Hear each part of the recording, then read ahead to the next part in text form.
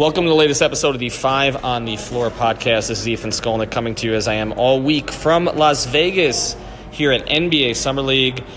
We are going to be doing podcasts here all week long. Make sure you check out the one I just did with Nekias Duncan, where after hating the Tyler Herro pick, he's now declared Tyler Herro a starter for this upcoming season. But before I get to my next guest, I want to tell you about the sponsor of this episode. That's Magic City Casino. We're really excited for The High at Magic City this summer. That's The High, J-A-I, not H-I-G-H. The High is putting a brand new spin on a classic Miami experience featuring unbeatable drink specials, a live DJ, indoor lawn game area, live highlight, and so much more, which includes me and Alf going out there and doing podcasts during the season. The High is going to be Miami's newest hotspot on Friday and Saturday nights. Mark your calendars to live the high life. That's starting on July 19th. All right, as I mentioned, I'm here in Las Vegas. We're going to be pumping out podcasts all week long. Right now, we're sort of in the back area in the Thomas and Mack Center. I keep finding, Evan, unique places to tape.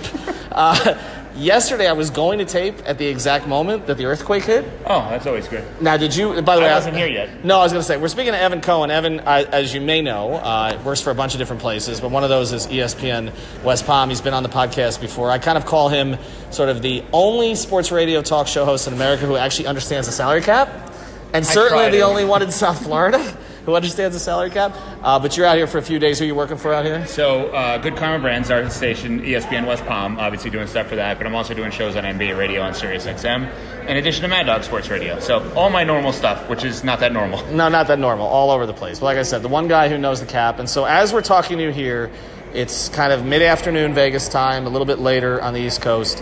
And last night was chaotic, and not just because of the earthquake, but you had the Kawhi decision. Paul George goes with him. Everything else can kind of move now. The Heat were in a little bit of a holding pattern at this stage, but since then, the Lakers have signed Rondo and DeMarcus Cousins to the minimum, so they've already sort of used up their cap space. They're not an option for Goran Dragic anymore. We thought that they might be, and so now we're looking at what the Heat can do, and the first thing that I tweeted yesterday after this happened was, should the Heat go get Russ? Because that is, you don't need inside information to know the tendencies of the organization, okay? When Pat just put out a statement saying that Jimmy Butler was the newest member of the Miami Heat, and he said whenever there's a 4-time All-Star, you have to go out there and get them. Russ has made more than 4 All-Star games. Double that, right? They went after DeMarcus Cousins, who made 4 All-Star games, but he decided to take the minimum to chase a ring in L.A. Let's go through some of the permutations here. First, would you go after Russ? Would you go after Bradley Beal? And then how do those two things happen if you would? Yeah, so I would do both in theory if you could. I think there's if we can just... What do you mean both in theory? Both together? No. I'm saying that you simultaneously have to attack both as if you can get both one or none. I mean, that's just how you would operate any business. I think let's just go back for one thing. If you look at how the whole Kawhi thing went down, the Heat played a huge role in this. Yes. And I think people kind of have missed this part. So for whatever reason, Dallas has decided to keep this cap space open. I'm still not exactly sure as to why, if they think they're going to pick up first-round picks as a result of a salary dump, which we haven't heard them do. But in theory, what happens if Dallas agrees to the initial deal and Goran goes to Dallas, and then as a result, the Heat 2021 pick does not go to the Clippers, and then the Clippers don't have this astronomical number of picks to send to Oklahoma City. They have the Anthony Davis deal. But I don't know that Oklahoma City necessarily wanted the Anthony Davis deal. They may have wanted more than that. So if it's interesting, if the Jimmy Butler trade worked out differently, then who knows if the Kawhi thing happens. So a lot of people are saying, well, the Heat have nothing to give up in terms of the Russ Russ trade. So the one thing that I've looked at that I think is interesting, if I'm not mistaken, one of the 2 Heat picks that convey to Oklahoma City is protected through 1 through 14. That's correct. So theoretically, isn't it just like another draft pick if the Heat were to loosen the protection on that? Because that's a deal that obviously they made with the Clippers that was then conveyed to Oklahoma City. So if the 1 through 14 becomes either unprotected or 1 through 5, then Oklahoma City may not be as worried about whether or not the Heat's good now or good later, whatever it may be. They have an unprotected first-round pick. So the Heat, in theory, could give Oklahoma City the same pick that they already have, but a better option for that pick. And I think that, I mean, you and I have discussed this. I think that that's kind of been missed here. If I'm not mistaken, you can do that. Yes. And if you can, then that's kind of like giving – that's the only team they could do that with. Right. And here's the other thing. Well, I think before we, again, move to the Washington situation, we have to establish whether Russell Westbrook is a positive asset or a negative asset at this point. Because I'm getting this on my feed, and this is the same thing I was getting during the Butler stuff. And everybody was like, you're going to have to give up 2 kids. And I'm like, no, you're not. They're not in a position of leverage. Philadelphia was not in a position of leverage. And now when you look back at that trade and you say, okay, Jimmy Butler is not Paul George, all right? He's not quite Paul George. And he's older. He's got, look, they both have injury histories, different kinds, okay? Paul George had a more sort of traumatic injury. With Butler, it's more wear and tear that you're worried about. Right. But when you look at what the Clippers had to give up, and again, I know different situations and every circumstance is different, but they gave up 6 draft picks and 2 really good players, including one who has extraordinarily high upside, in my view. And compare that to the Heat, who, to get Jimmy Butler, gave up 1 good player, 1 protected pick, and a contract and a player they needed to get out of the locker room. So I think the Heat have made out really well at this stage. I agree. Okay, I think they've had an A+ offseason thus far. And I'm not one to easily say that because I gave them a D for 2016 and 2017. Understandably so. Okay, but in your view, because I'm getting this from people, you're going to have to give up Justice and you're going to have to give up Bam, and that's under the assumption that you're getting a Russell Westbrook who is entering his prime, okay, which is not accurate, a Russell Westbrook who is not dinged up in terms of his reputation, which is not accurate, and also a Russell Westbrook who's paid a small amount of money, which is also not accurate. Right. Is Russ a player that Oklahoma City is going to have to give up something to get rid of? I don't think that. Okay. I don't think that. But I think that when you look at the Heat right now, they could look at it 3 different ways off of these permutations. So either straight deal for Russell Westbrook, straight deal for Bradley Beal. That's the one that Bam and Justice are no longer on the team, and Tyler Hero. None of those are on the team. If you're just straight deal for Bradley Beal or the Beal-Wall combination. Okay. Which may actually be the best of the bunch because then you're hedging your bet. Yeah. So if you're basically saying that let's just play this out, and I know this is not fair, but let's say Wall and Russ are the same.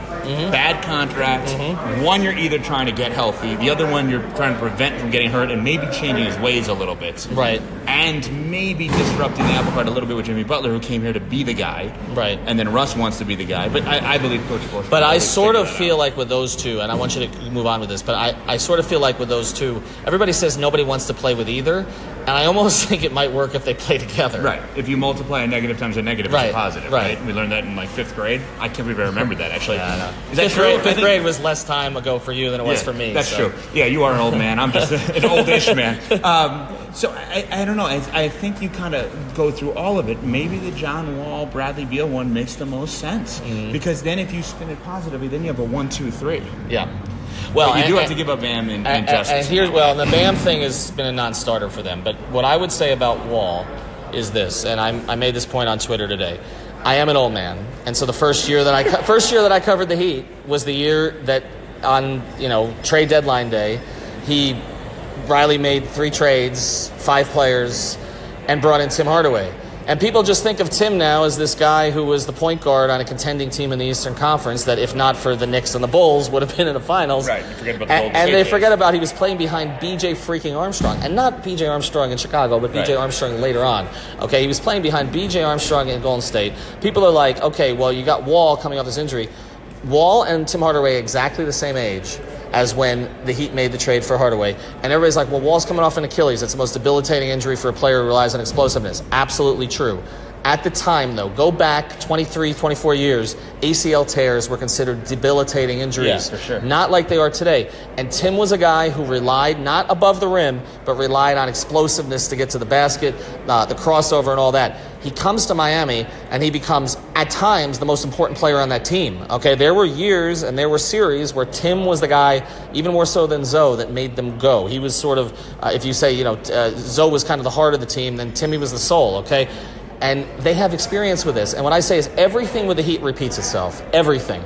Riley is a creature of habit. Zoshak. He does the same thing. He goes after deflated assets, okay? And that's what he does. And he's done it again now with Jimmy Butler. I just talked to some people in Philly who said they couldn't wait to get the hell rid of him. Okay, so these are things they're going to need to deal with. But I'm coming around on the Wall-Beal situation. Yeah. That's the one that I look at and I say, I think John Wall, and remember, John Wall was considering the University of Miami. Yes. Years ago. Now, there may have been some ulterior motives for that at that time, But whatever Also, it may be. there are two college coaches that Pat Riley seems to revere. Yeah, Coach K and Calipari. Yeah, and that's why I think that there is something to that. And I also think you hedge your bet. Like, what's the hedge on the Russell Westbrook thing?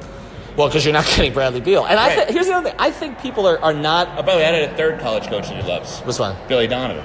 Right, and that's a Bradley fourth- Beal. Right, that's Bradley Beal. Right. And, I mean, Frank Martin, if Frank Martin can get in the mix there, then you're in good shape. Well, the Beasley thing didn't work out so well, but Randy Flood's no longer with the team. But Bradley Beal, I think also that there's some who not really understanding the level that he got to this past season. Yeah, but that's also because he was on a bad team. He was on a bad team, but his efficiency did not decline to any significant extent. I think he still shot 36% from three, but on very high volume. 82 games, leads the league in minutes per game, gives you 25, 5, and 5, which just context on that, Dwayne Wade did that twice. And now he was close a couple of other times. Okay, right. It's kind of like when you're sort of close to that whole thing, 90 at the line, 50, 40, 90, yeah. And like Steph has been right, and Steve Nash were right around it a bunch of times. I mean, I'm not going to put Bradley Beal over D. Wade, but I think that, here's my mentality with the Heat right now. So, as you know, without getting too specific, I'm close with a lot of people with the Bucks. Right. Okay? And the conversation I've had with them is, and this is over the last 24 hours, is like, this is yours. Like, right. You got to go for this now. And they're all on board, and they all think it's great and everything like that. But, like, that's one team that knows they're going to be good. Philly, we assume, is going to be good. Right. Boston, we assume is going to be good. I don't know about that one. But I'm not even giving you Boston. Fine, but we know that Milwaukee's going to be good. Milwaukee is the only one in the Eastern Conference that I think you can. And they lost something. They lost Brogdon. I agree. Okay, but I would trade for Iguodala if I'm them. You can trade John Lord, Dante DiVincenzo, and DJ Wilson right now. I think he's a great fit for them. I agree, and he's still playing at a high level. And watch Korver there. They're the only. Korver makes sense too if he does well. LA, he can still end up there on a minimum. Yeah, but remember, where did he have his best year? Atlanta. Right, that's true. Keep an eye on Bud loves him, but.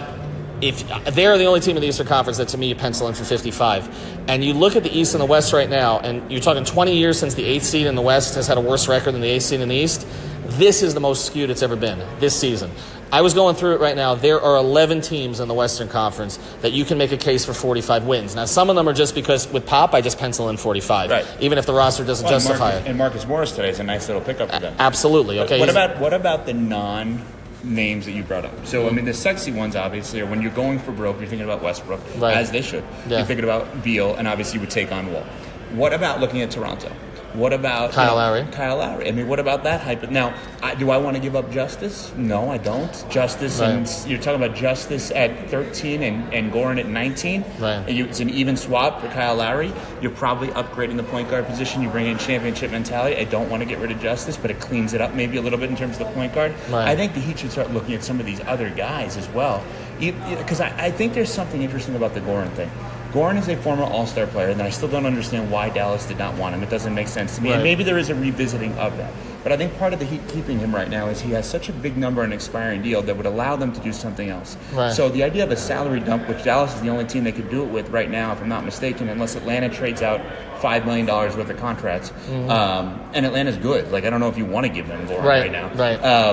Atlanta's a playoff team with the right vet. In the Eastern Conference. Yeah, and I just think that, like, if you're my pitch for Toronto and why I think you could look at some of these Toronto guys is I would trade off some of these assets, Lowry, Ibaka, and Gasol, all expiring, and then what I would do is I would sign Vince Carter to mask the whole thing.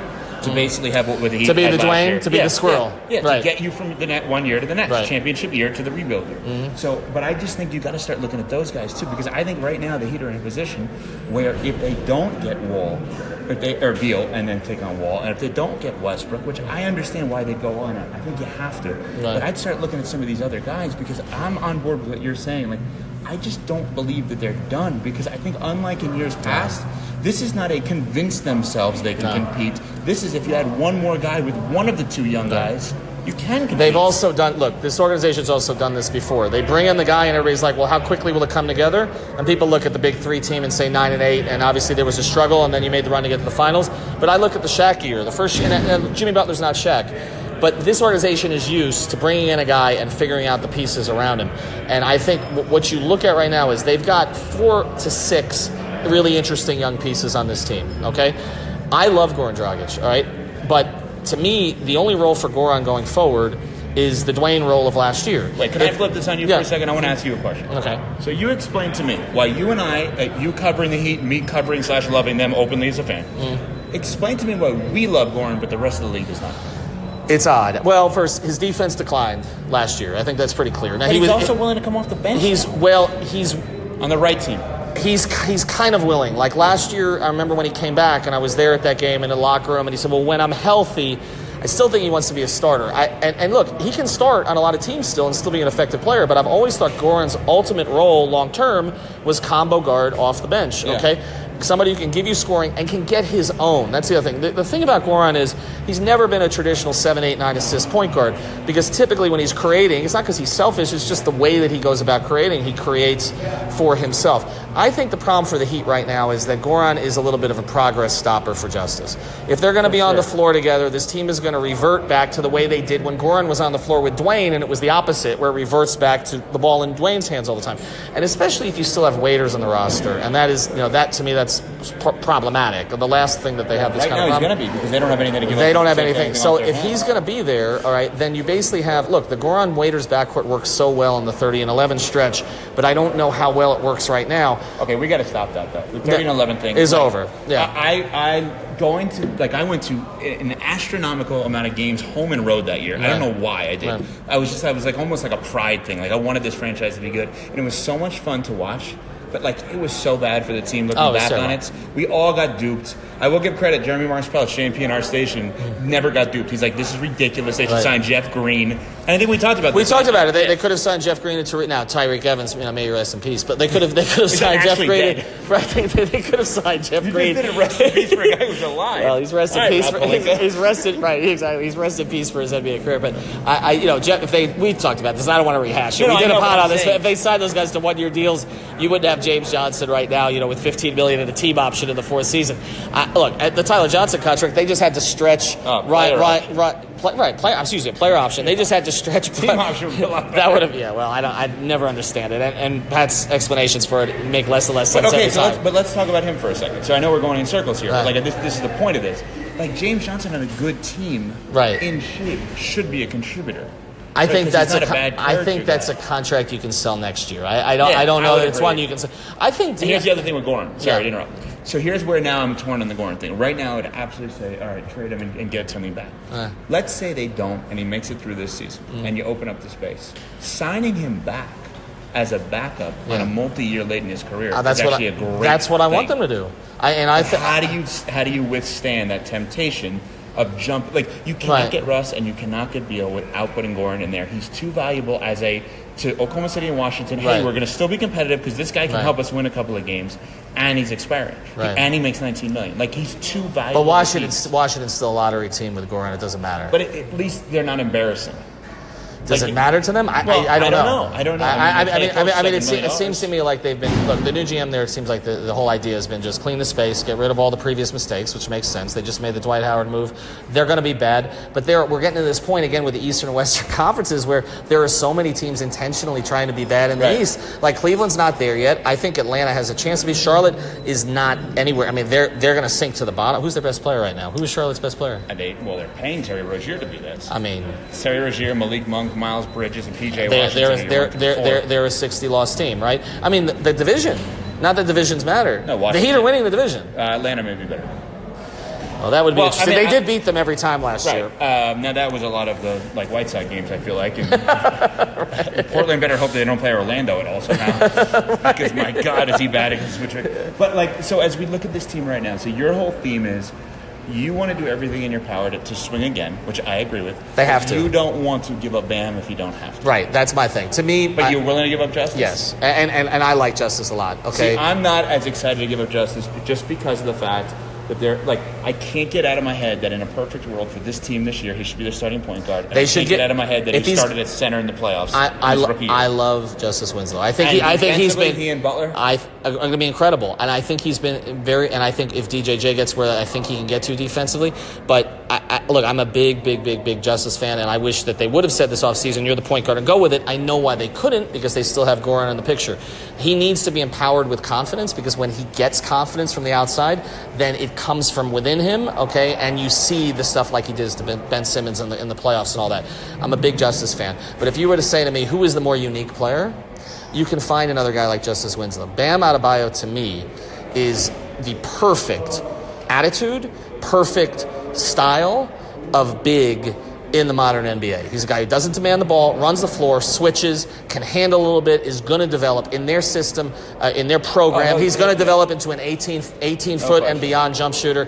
His attitude, again, when you talk to people inside the organization, they love him. Justice has a great attitude also, but I just think in terms of uniqueness of the player, Bam is going to be harder. It's harder to find the Bam player than it is to find the Justice player. You can find really capable wings who can handle the ball, all right, and who can defend. And again, there's nothing against Justice, but I just think when you look at Bam, to me, Bam is that piece that you're like, if you have 2 stars and that guy, okay, I know that Houston's trying to get rid of Capella right now and they think he's too expensive, but to me, Bam's going to be a much better version of Clint Capella. I agree. And so I don't think you can, he's bouncier, and it's just, there's nothing that I look at with him on the floor and I say he's not going to learn how to do that. Like, what is the limitation on him? Okay, but here's the other thing, though. So, like, and again, push comes to shove, you have to give these guys up.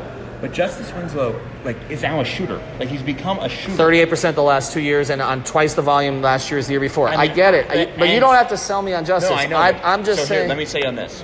What I would do today, if they started the season today, which obviously is always a great hypothetical, as we're sitting at the summer league, to me, and I understand this doesn't fit perfectly, and Nikias will probably rip me for saying this, who knows all the ins and outs of the X's and O's. Nikias hated the Bam draft pick. Well, okay. He also did fire Riley, didn't he? Right. So to me, what I would do is, this would be my starting lineup if they earn these spots. It would be Justice, Tyler Herro, Jimmy Butler, Derrick Jones Jr., and Bam. That's it. I don't care. Nikias went with Kelly instead of Derrick Jones Jr. Yeah, everybody does. But why? Because he stretches more? Like, because until Bam develops into a stretch, you probably need a stretch near him. I also think that I just play defense. Just all 5 of those guys. Well, look, that's what the Clippers are going to do, right? Except that those guys are also really good on the other end. Right. But to me, the thing that Kelly gives you, I think we've forgotten, and I know we don't want to talk about 30 and 11, but I think we've forgotten a little bit about what Kelly can provide when he's used properly. And he was not used properly last year. They tell me it was not about the minutes. Myers-Leonard can do some of the things Kelly can do, but he can't do some of the others. Like, yes, Myers-Leonard's 3-point shooting, probably going to double in volume this year under Spo. But the difference between the two of them is, and I haven't seen enough of Myers-Leonard to know, but just talking to people who covered him in Portland, the dribble handoff stuff, some of these sort of running the offense through him, Kelly is sort of uniquely special in that way. No, he runs a run-pass option. I've said that about him. Like, I would compare it to literally, like, at the best of Kaepernick, and I don't mean that politically, although I'm all for him. Right. But I'm saying that Kaepernick... It's an NBA pod, you can say that. But I'm saying that... our audience is different. His run-pass option was beautiful. Like, you don't know where the ball is going, and that's what Kelly Olynyk does. We should hit on this, though. So, you love Bam, I love Bam. We both think that there could be roles, if not moved, for Olynyk and Leonard, right? Mm-hmm. How do we go about explaining the fact that when Adrian Wojnarowski tweets today that the Heat basically finished in second place for DeMarcus Cousins? You tell me what his role would be if they got him. Like, how are we ignoring that? Well, would there have been another move? Okay, but but if you have Cousins, then maybe you are moving Bam to Washington, right? Well, maybe you're moving Bam to the 4. Well, that's also an option. Right, that's also an option. But look, and maybe Kelly's money played into it somewhere, okay? Because Kelly's money is not outrageous. And you know, again, I know you got the extra year on it, but I think all of that does play into it a little bit because, look, they liked Cousins. It's obvious. Okay, my guess is they offered him more. I don't think they can. Oh, they count 3.5. 3. Okay, but he ended up getting more than the minimum. Oh, he would not have had that. Okay, so they wouldn't have quite. Okay, that's true. But there was no surprise they went after Cousins. Also, again, we're talking about the same program that they're all coming out of, and they've long had a fascination with Cousins. But I want to get back real quick before we close here because I'm with you. I think Harrow's going to be the starter at the 2 also. I think if they see enough that they're going to do that, I wouldn't allow him playing point. It's not going to. I think he's going to play some because I think the thing I've seen from him in Summer League so far, and I saw it here yesterday, he loves to push in transition. And I was talking to Nunn about that, who I like a lot also. I was talking to Kendrick Nunn, and he's saying he's forcing me to get out and go on the break. So this is a team that's going to try to run a little bit more, and I think they need to do that. And we've also seen Goran always used to want to push, and the last couple of years he hasn't wanted to push quite so much, which is natural. He's in his 30s. Yeah. But I want to get back real quick one last time to Wall and Westbrook as players, okay? I have always felt that John Wall's gotten Bradley Beal. I love. Okay, I think he's the second best 2 guard in the league right now. Okay, I mean again, I'd be trying Harden. Well, because Clay's not healthy. So right now, if Clay's healthy after those 2, I think he's right there. But the thing about John Wall is I've always felt he got a bad rap because he came into the league first as number 1 overall pick. The first ever team he was put on, this was the rest of the starting five. Andre Blatch, JaVale McGee, Jordan Crawford, and Nick Young. Character guys. Culture. Name the quality veteran that they've had in Washington during his time there. Trevor Ariza, Paul Pierce. Okay. Pierce for 1 year. And Ariza. And ended up taking all the shots. And Ariza. Okay? Yeah.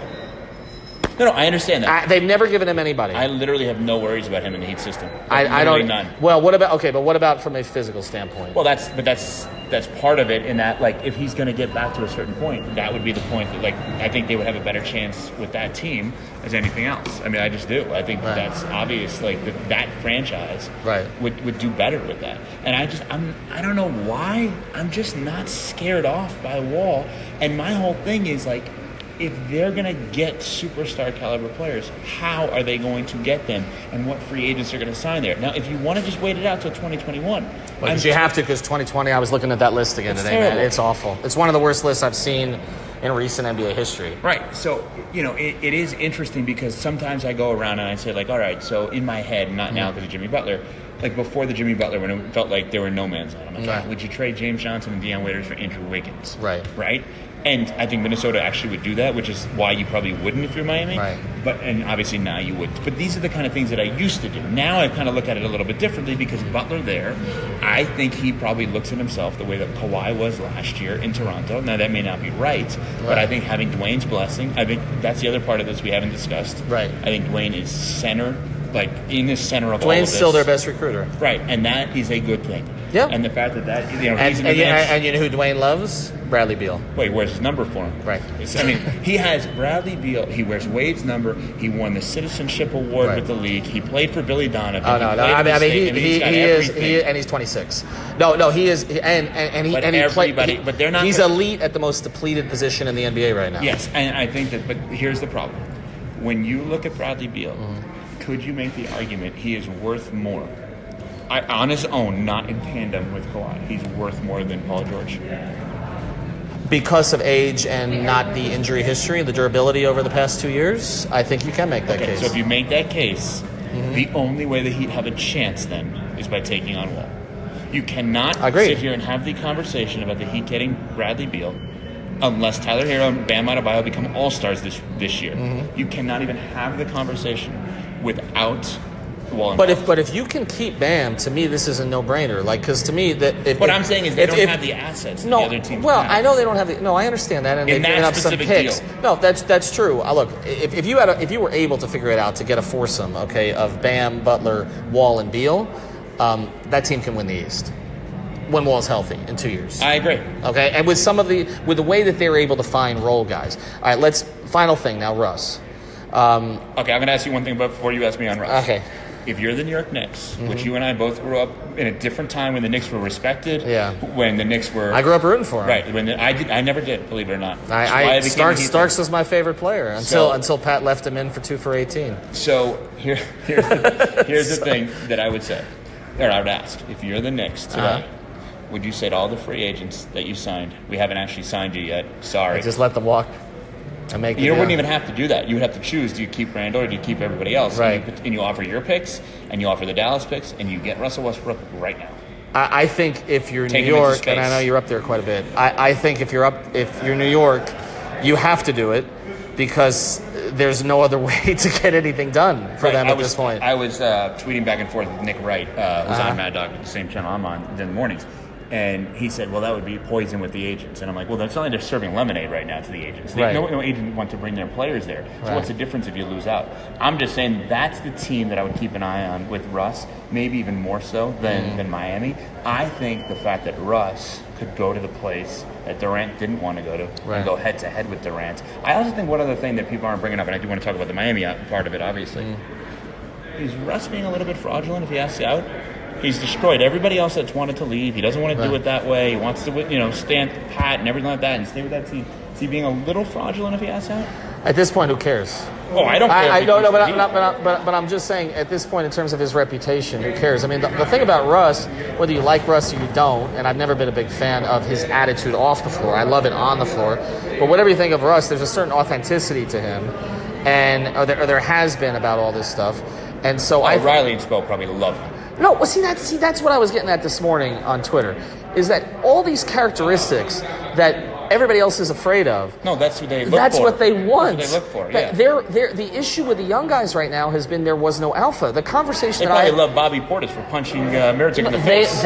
Look, I tell this all the time. Okay, first thing, Chris Bosh said on my podcast, which of the young guys is going to be the guy that takes the reins on this? Okay, Dwayne's not here anymore. That was his quote. Justice, didn't he? Well, he said one of them has to, right? Justice is the guy. Justice is the alpha of those guys. It was not Josh. But the other thing about it, look, I tell this. Riley told this story. He was doing an event at the stadium, and it was supposed to be with Shula, and Shula couldn't go because he was ill that day.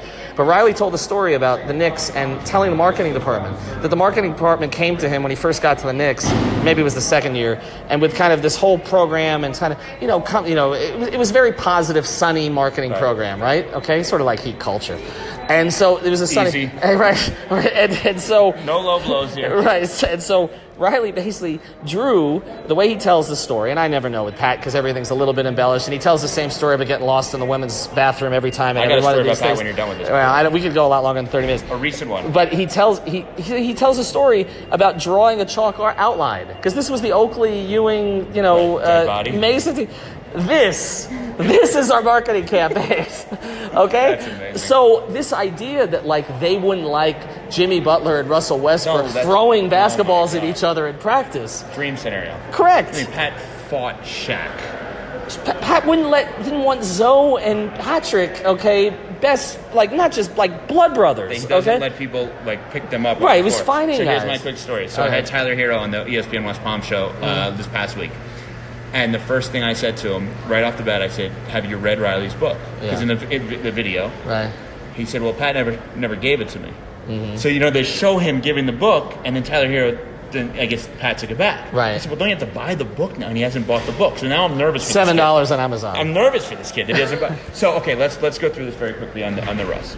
So let's assume two things. You have to give up one of the two young players, and you have to loosen the protections. Right. So let's say that the 2021 pick, if I'm not mistaken, the 2023, whichever one it is. Right. I have it written down somewhere. I don't know. It's been traded 17 times. Right. That's the most orphaned draft pick in NBA history. 2023 Miami first is... You have all this written down?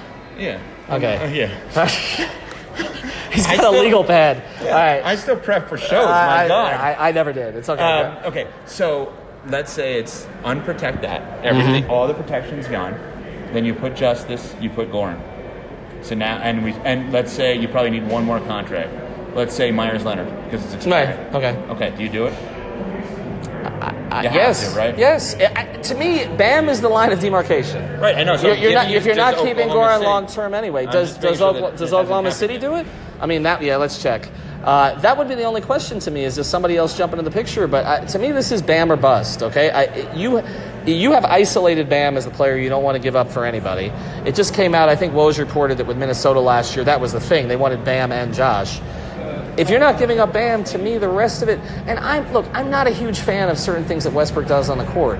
I have this faith in the Heat organization when they get these kind of ultra-competitive players. They will find a way to mold that, all right? And I go back to 06, okay? I mean, you go back further. When Zoe came, you're never going to have him on the floor because he's going to get too many technicals, right? Couldn't control himself, going to get in fights. And this was during an era when that was encouraged. Right. Okay? Well, think about 06. Do you think anybody thought Antoine Walker was going to be there? No. Gary Payton as a backup? I wrote a column saying they were the worst trades the Heat had ever made, okay? And then they had a parade. Yeah. Yes, okay, that Jason Williams. They'll never be able to control Jason Williams. Then they were trying to tell Jason... He was a perfect angel. He was not a Jason perfect. He was too much of an angel. They were trying to get him to push the ball at the floor. The only time he did was that game against Detroit where he closed them out. God. Okay, look. That was one of the greatest. He started 8 from 9 from the floor? He was tremendous, and it was like, oh my God, there's Jay Will from Sacramento. Where the hell did that guy go?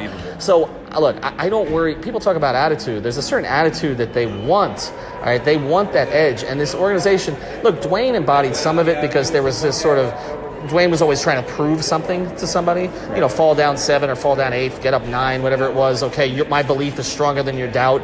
But with Dwayne, any sort of that negativity was manufactured because it's not Dwayne's persona. Jimmy's different. Russ is different. Oh, yeah. Okay? They're driven by something different in that regard. I think the Heat would get behind being hated again. Oh, God. Right? I think the fans would get behind being hated because for those big 3 teams being hated, Why was Chris Bosh hated? Why was James Jones hated? Why was Mike Miller hated? Why was Shane Battier hated? Jones would be, well, no, but I'm a JJ fan. But like, nice guy, but I mean, how many nice? Did he need to go to Cleveland? How many nice guys? Well, Mike did too. How many nice guys? Again, nice guy. Did he need to go to Cleveland? How many nice guys were there in that locker room? locker You can't ignore that. I'm going to still be the Heat fan for all of the people listening right now. I'm still Mike and JJ took care of me that year I was stuck in Cleveland. I'm no Mike or JJ slanders, and Mike was sent out of town, so that was not his choice. We're going to do this with the amnesty clause. We're going to do that with the amnesty clause. Why did anybody hate that team? There was nobody hateable on that team. I agree, but we know the reasons. It was Braun, but okay, how do you hate a team with Chris Bosh on it? Well, I love Chris Bosh. Right. I mean, he's remarkable. So here's my statement. I guess my closing statement. Okay.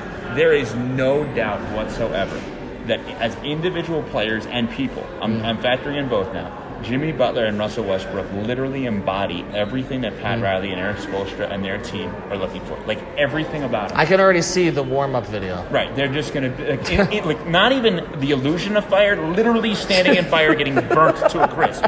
And saying, okay, what's next? Right? Or who's next? Everything about them fit what the Heat have and what the Heat have done forever.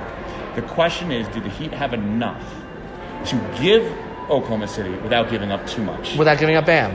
Without giving up too much. And I'm going to put Justice in there, but yes, without giving up too much. You're going to have to give up Justice. Does Washington now change their entire approach, knowing that they have an asset in Bradley Beal that may be more valuable than Paul George, and just taking on John Wall may not be enough? Right. That's the question. But to me, there's no team in the league right now that has more than two healthy superstars. You can talk about Mike Conley being a really good player. He's not a superstar. You can talk about Golden State situation. Clay's not healthy. You can talk about Brooklyn. Kevin Durant's not healthy. There's no team in the league right now that has more than two healthy superstars. If you go get yourself a second, you go get yourself a Beal, you go get a Westbrook, and then you say, we're going to put him with this coach, in this program, with this training staff, with our history. If everybody's equal, we'll take our chances. I agree. And that's the organization that I'm used to covering, and the organization they got away from for 2 years. And I feel like, and this is a column I wrote the other day, it's like, Pat, you got one more in you.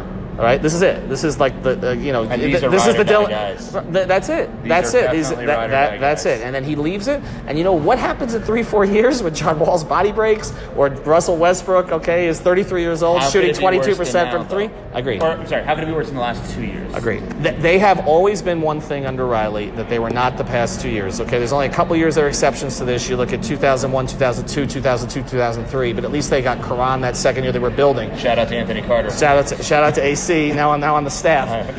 For success. Right, Bill Duffy. Again, and he comes back in with the whole Goran Dragic thing. Why Cuban went after Goran Dragic's agent, or the client of when he's got Doncic for the next how many years. I'm sure the Heat will bring that up when free agency comes about in 3 years. But the thing the Heat have always been is relevant. And they haven't been relevant the past 2 years. And none of the other teams in South Florida are relevant right now. You go get yourself a superstar. Josh Rosen could go throw balls at the park. Nobody's going to give a shit, okay? And to me, that's... Depends what park. In Palm Beach County, we'll appreciate him. Well, yeah, you need something up there. Saturday morning, Josh. All right, that's Evan Cohen. Find him on 17 different stations. Hope you heard the podcast. We're here in the bowels of the arena. I'll talk to you more this week.